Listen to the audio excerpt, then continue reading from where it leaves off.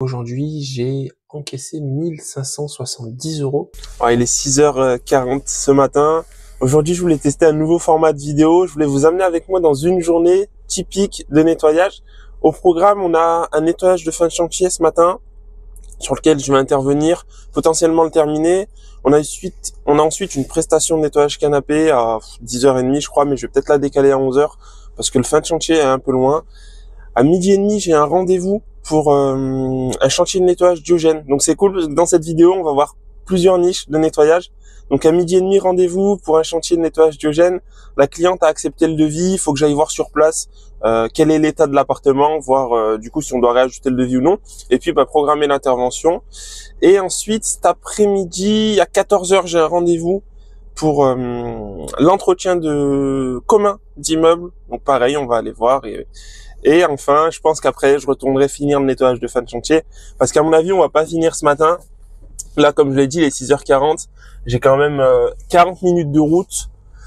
Donc, ça va me faire arriver environ à 7h30. Mais après, j'ai le nettoyage canapé à 11h. Donc, il faudra que je revienne sur place. Donc voilà. On va voir si le format de vidéo vous plaît. Et je vous amène avec moi dans ma journée.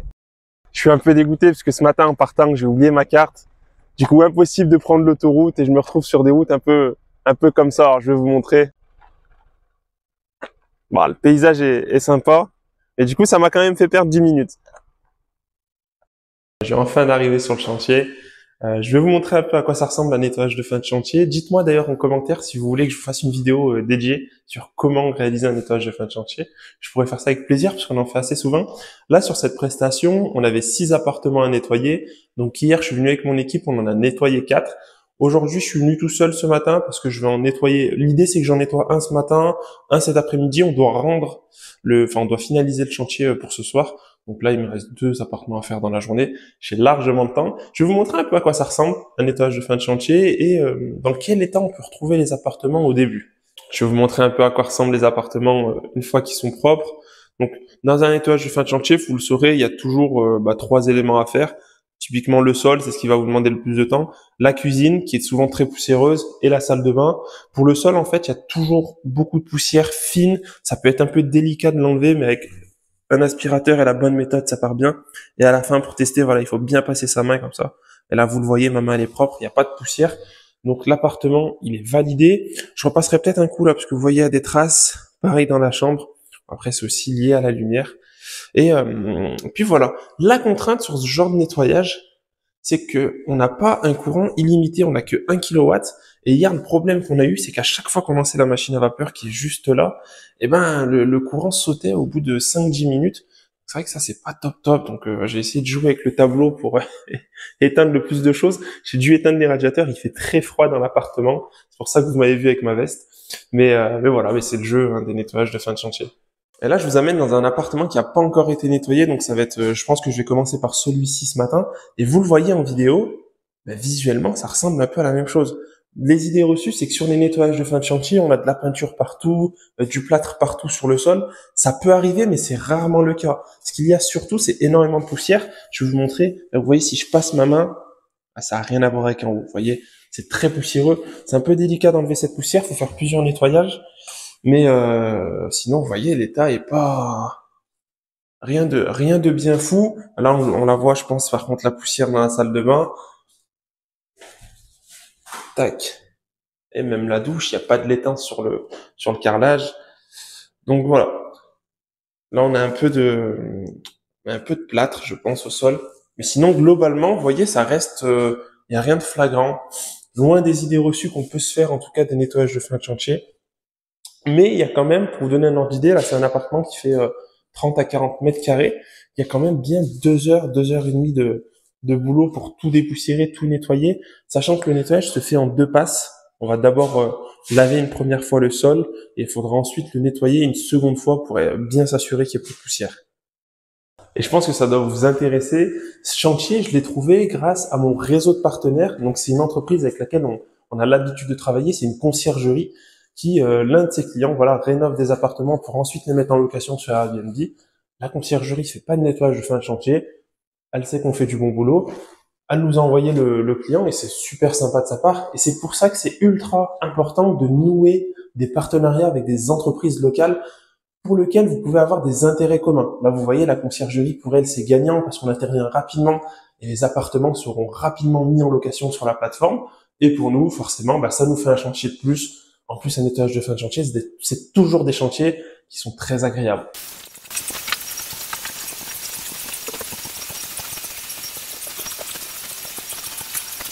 Je vais vous présenter un peu l'aspirateur parce que c'est vraiment un game changer pour les nettoyages de fin de chantier. C'est un aspirateur Karcher de la gamme Tact. Et en fait, il est ultra intéressant parce que vous le voyez, de ce côté-là, il va s'auto-nettoyer et on l'entend en fait, le filtre fait boum, boum. Mais je vais vous montrer ça en vidéo.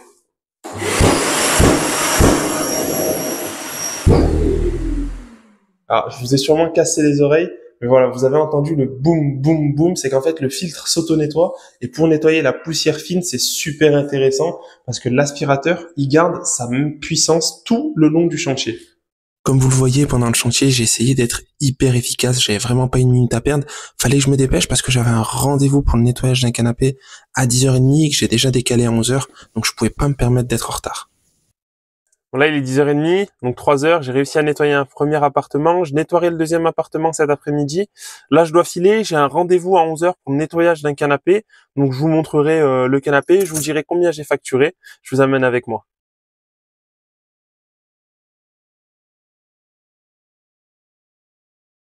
C'est un canapé 4 places que j'ai déjà nettoyé. C'est une cliente assez régulière.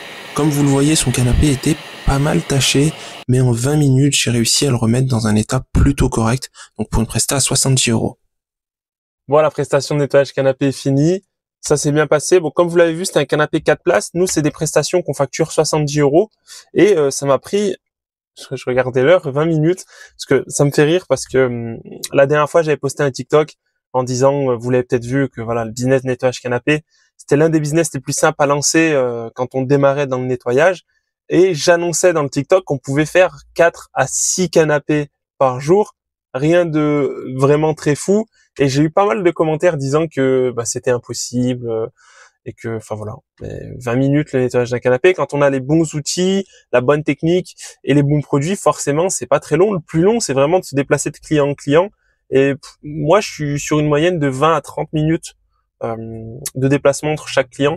Donc globalement, un client, c'est 1 heure. Voilà. Donc je vais chez le client 20 minutes, je fais la presta 20-30 minutes, donc j'arrondis à 1 heure. Et c'est 1 heure tous les clients. Donc on peut enchaîner tous les clients, on peut enchaîner 4 clients, ça fait grosso modo 4-5 heures. Donc oui, 4 à 6 clients par jour, c'est possible en nettoyant des canapés. Donc là, la suite de la journée, j'ai un devis sur un nettoyage de Diogène. Donc je vais essayer de vous filmer, vous montrer un peu à quoi ressemble l'appartement. On verra si c'est faisable. Ensuite, j'ai un autre devis. Alors là, c'est sûr que je pourrais pas vous filmer par contre, mais je vous ferai un topo sur un immeuble, donc un immeuble en construction pour l'entretien de cet immeuble et le nettoyage de fin de chantier des appartements. Ensuite, on retourne au chantier pour nettoyer le deuxième appartement que l'on n'a pas fini. Et après, pour finir la journée, je dois aller sortir les poubelles dans un des immeubles que l'on gère. Donc voilà, la journée est encore loin d'être finie. Bon, je vous fais un petit retour de la visite. J'ai pas pu filmer malheureusement. Mais du coup, donc pour résumer, je suis allé visiter un immeuble en construction. Alors c'est une immense résidence étudiante. Alors je me suis changé pour la peine, hein, c'est pour ça que j'ai mis le polo. J'aime bien être en polo pour les visites, notamment quand c'est des grosses demandes de devis comme ça. Le retour, immense résidence, décidément je vais pas y arriver, étudiante avec 460 logements. Les résidences étudiantes, il faut passer tous les jours, donc du lundi au vendredi pour nettoyer au moins le hall tous les jours. Et ensuite, il y a le nettoyage des parties communes, parce qu'il y a des parties communes dans les résidences étudiantes, donc tout ce qui va être salle de machine à laver, il y a une salle de jeu, il y a un cinéma dans cette résidence. Et après, donc ça c'est tous les jours, et une fois par semaine les couloirs. C'est un grand bâtiment en U sur 7 étages. Il y a beaucoup de boulot. Ils vont m'envoyer le cahier des charges. Si j'ai reçu le cahier des charges avant de faire le montage, je le mettrai peut-être en coin dans la vidéo, histoire de vous montrer un peu à quoi ça peut ressembler un cahier des charges pour ce genre de prestation.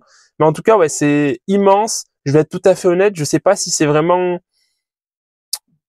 un bâtiment qu'on a envie d'avoir un entretien courant parce que ça demande beaucoup de temps et ça va demander beaucoup d'hommes, beaucoup de main d'œuvre à mettre en place. Enfin, c'est quelque chose qui prend beaucoup de temps. En ce moment, je me concentre sur d'autres parties du business, notamment le déploiement de la franchise, enfin le développement de la franchise. Et j'accompagne des entrepreneurs. Je fais des accompagnements personnalisés. Et c'est vrai que je suis très investi. J'ai envie que les gens réussissent. En tout cas, j'ai envie que mon accompagnement marche. Donc voilà, ça me prend du temps. Donc je sais pas si on va faire le devis. On va voir. Je vais peut-être faire un devis un peu plus élevé que la normale. Puis on verra s'il est accepté. Tant mieux. Sinon, tant pis. Je viens de recevoir un message. Je voulais vous en parler avant de retourner sur le nettoyage de fin de chantier. En ce moment, on a plein de demandes de boulangerie et de petits fast-food, donc tout ce qui va être kebab, tacos, parce que apparemment les contrôles d'hygiène sont très très bouillants. Et du coup là, il y a plein de boulangeries autour de chez nous qui ferment. Et donc là, on a plein de demandes de devis pour des remises en état de boulangerie. Et on a notamment, on en a signé un là tout à l'heure à 1 750 €. Donc pour la remise en état de la cuisine de la boulangerie, il y en a pour environ 2 jours de travail, enfin une journée de travail à 2 jours de travail si j'y vais seul. Et voilà, c'est une idée de niche que je donne là comme ça. N'hésitez pas à regarder sur les sites, sur le site de la région. Je crois qu'il y a un site dédié, j'essaierai de vous le mettre dans la description. Des établissements qui ferment à la suite d'un contrôle d'hygiène, les démarcher, leur proposer vos services. Là, franchement, en 3 semaines, on a déjà reçu 4 demandes de devis. C'est énorme. Avant, on n'en avait aucune. Donc, je pense que là, ils ont mis le paquet là sur les contrôles d'hygiène. Ça s'enchaîne. Et c'est fou. Et c'est quand même fou de se dire que, voilà, parce qu'ils démarrent des contrôles d'hygiène, il y a quand même 4 boulangeries qui ferment en l'espace d'un mois. C'est assez impressionnant. Mais du coup, voilà, idée de niche. Contacter les boulangeries et les fast-food qui ferment suite à un contrôle d'hygiène et regardez sur le site la liste des fast-food et des boulangeries qui ont fermé récemment. N'hésitez pas à les contacter pour leur proposer une remise en état. Comme prévu, à 15h, je suis retourné sur le chantier. C'était vraiment très important pour moi de terminer ce chantier dans les temps parce que déjà, j'avais donné ma parole et dit à l'entreprise que tout serait terminé pour le vendredi 18h. Et en plus de ça, c'est une entreprise partenaire, comme je vous l'ai dit, c'est une conciergerie qui a donné mon contact et je ne pouvais pas me permettre de ternir leur image en faisant une mauvaise prestation et en ne tenant pas mes engagements. C'est vraiment hyper important et crucial quand on lance un business de tenir les engagements que l'on donne. Il est 18h, j'ai enfin terminé ce nettoyage de fin de chantier. C'était un peu interminable sur la fin. J'ai passé, je crois, 3 heures juste sur le dernier appart. Il était immense. J'ai laissé le plus grand des apparts pour la fin. Petite erreur. Là, j'ai tout le matériel qui est là. L'aspirateur, je sais pas si on va voir la machine à vapeur. Ouais, elle est là. Faut que je ramène tout à la voiture. Donc, je décharge tout. Je charge tout. Je mets tout dans la voiture. Et la journée est pas encore finie parce qu'il faut que je passe dans 2 des immeubles que j'entretiens pour sortir et rentrer les poubelles de mémoire. Faut que je vérifie. Donc voilà.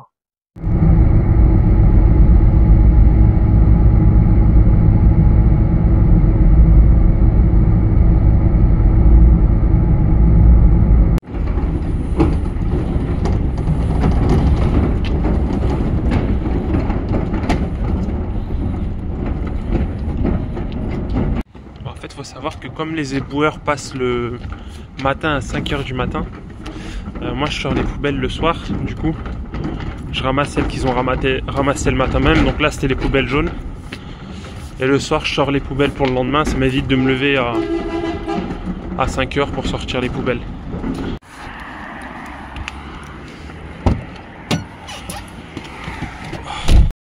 Voilà, il est 19h, j'ai enfin terminé la journée. Je rentre et on va faire un petit débrief et un petit bilan de ce qui s'est passé aujourd'hui.